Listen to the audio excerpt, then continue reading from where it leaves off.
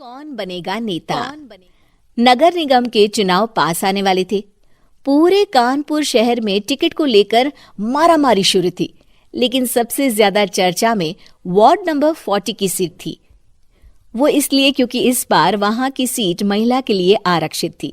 अब सवाल ये था कि चुनाव लड़ेगा कौन। इससे पहले ठाकुर साहब वहां से पार्षद थे और इस बार उन्होंने अपनी पत्नी सीमा ठाकुर को टिकट दिलवाई और ठाकुर साहब की शान के कारण सीमा जी ने 20,000 वोटों से चुनाव जीत लिया। अरे बधाई हो सीमा भाभी, अब तो आप वार्ड की पार्षद बन गई हैं। अब तो हमारे काम आप ही करवाएंगी। अरे ये तो सिर्फ नाम की पार्षद बनी है, वो तो महिला सीट आ गई, वरना पार्षद तो मुझे ही बनना था। अब भले ही चेहरा इसका होगा, लेकिन पावर तो मेरी ही होगी। अरे वाह भाई साहब, क्या दिमाग लगाया है आपने भी। आइए आप लोग, खाना लगा दिया है सबके लिए। सीमा जी पार्षद बन चुकी थीं, फिर भी उनकी एक ना चलती। सारे काम ठाकुर साहब खुद ही संभाल लेते और जहां जरूरत पड़ती वहां सीमा जी का अंगूठा लगवा लेते। सीमा जी ज्यादा पढ़ी लिखी भी नहीं थी। एक दिन ठाकुर साहब और सीमा एक प्रोग्राम में जाते हैं। अरे ठाकुर साहब, आप आ गए। ओहो, पार्षद मैडम भी आ गई हैं। स्वागत है आप दोनों का। लगता है हमारे पार्षद फंड का सही इस्तेमाल हो रहा है।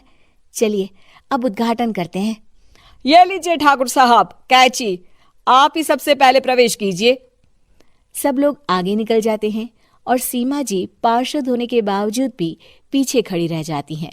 वो देखती हैं कि वेलकम बोर्ड पर उनका नाम है, लेकिन महिला होने के कारण कोई उनका सम्मान नहीं कर रहा। अगले दिन एक आदमी उनके घर आता है। अरे ठाकुर साहब नमस्कार।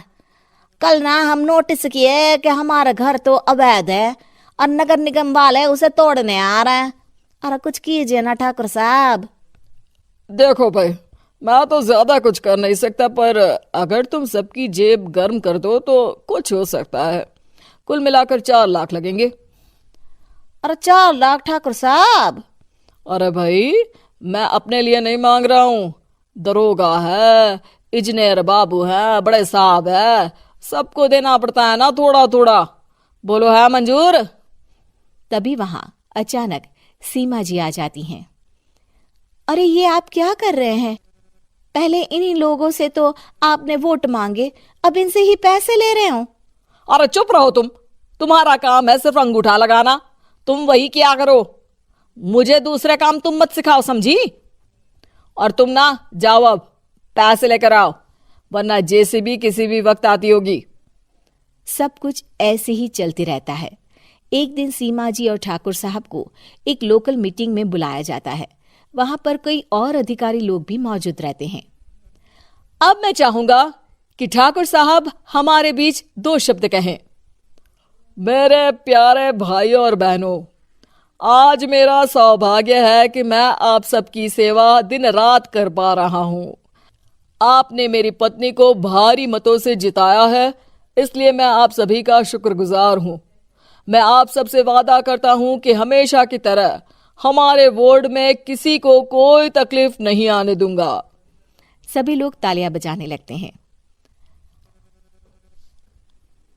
अब मैं माननीय पार्षद मैडम को स्टेज पे बुलाना चाहूंगा। अपने नाम को बुलाया सुनकर सीमा जी एकदम चौंक जाती है। उन्हें बिल्कुल उम्मीद नहीं थी कि इतनी बड़ी जगह उन्हें मंच पर बुलाया जाएगा। जैसे तैसे वो मंच पर चढ़ती हैं। ऊपर जाते ही सीमा जी को सारी पुरानी बातें याद आ जाती हैं कि किस तरह उनके पति उन्हें कभी भी आगे बढ़ने नहीं देते और उनके नाम से गलत काम करते हैं। वो बोलने लगती हैं। मैं आपके वार्ड की पार्षद सीमा हूं। आप में से बहुत कम लोग ही मुझे जानते होंगे, क्योंकि इससे पहले मुझे कभी ऐसा मौका ही नहीं मिला। सारे मौके मेरे पार्षद पति यानी आपके ठाकुर साहब ही लेते रहे, लेकिन आज ये मौका मुझे मिला है तो मैं इसे ऐसे ही नहीं जाने दूंगी। मैं आपको ये बताना चाहती हूं कि आपके ठाकुर साहब मेरे नाम की आड़ में गैर कानूनी काम करते हैं, जिस पर अंगूठों के निशान मेरे होते थे।